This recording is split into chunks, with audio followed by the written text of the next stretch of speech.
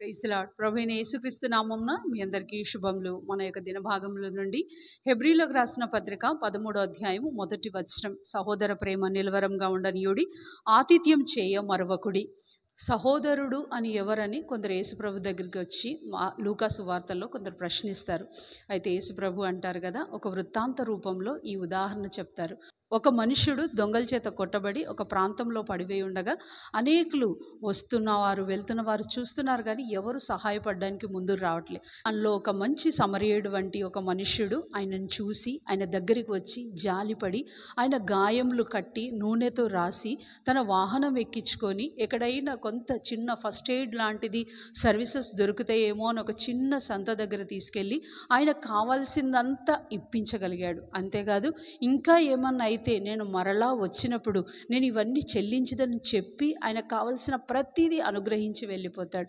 అందులో సహోదరుడు అంటే మనకు తెలిసిన వారే అక్కర్లే, మనకు తెలియని వారు కూడా ఉంటారు. అటువంటి వారు మన సహాయం కొరకు ఏం ఎదురు చూడరు. మనం వెళ్ళి సహాయం చేస్తే తెలియకనే దేవదూతలకు ఆతిథ్యం ఇచ్చుట చేత మేలు పొందినవారు, ఆశీర్వాదం పొందినవారు బైబిల్ గ్రంథంలో అనేకులు ఉన్నారు.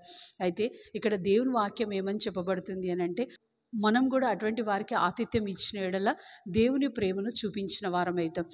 ఆతిథ్యం ఇవ్వడం అంటే చాలామంది ఏమనుకుంటారంటే, మా ఇల్లు చాలా చిన్నది, మా సంపద చాలా చిన్నది, మేము ఏం చేయలేము, మేము ఏ విధంగా అయినా సహాయం చేయలేము అని అనుకుంటా ఉంటాం. ఆ వస్తువు వెళ్తున్న వారికి మనము సహాయపడి చిన్న గిన్నెడు చన్నీళ్ళు ఇచ్చిన, ఒక చిన్న భోజనం పెట్టిన, వారి ఇంట్లో ఉన్నట్లుగా మనం వారికి సౌకర్యమైన వాతావరణం కలిగించిన వారమైతే మనం మంచి ఆతిథ్యం ఇచ్చిన వారం అవుతాం. దాని చేత మనము దీవించబడిన వారం అవుతాం. ఈ రోజంతట్లో ప్రభు మనకు అటువంటి తరుణం ఇయ్యునుగాక.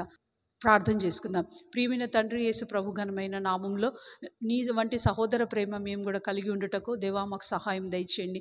ఏ విధంగా అయితే తెలియకనే కొందరు ఆ ఆతిథ్యం ఇచ్చుట ద్వారా దీవెనలు పొందారు, ఈ రోజంతట్లో దేవా మేము చేయగలిగిన సహాయం ఇతరులకు చేయుటకు దేవా మీరే మాకు తరుణంలో దయచేయమని ప్రార్థిస్తూ, తద్వారా నీ చేత దీవెన పొందిన వారంగా ఉండునట్లుగా ప్రభు మాకు సహాయం దయచేయమని ప్రార్థిస్తూ యేసుక్రీస్తు పరిశుద్ధమైన నామంలో ప్రార్థిస్తున్నాం తండ్రి. ఆమేన్.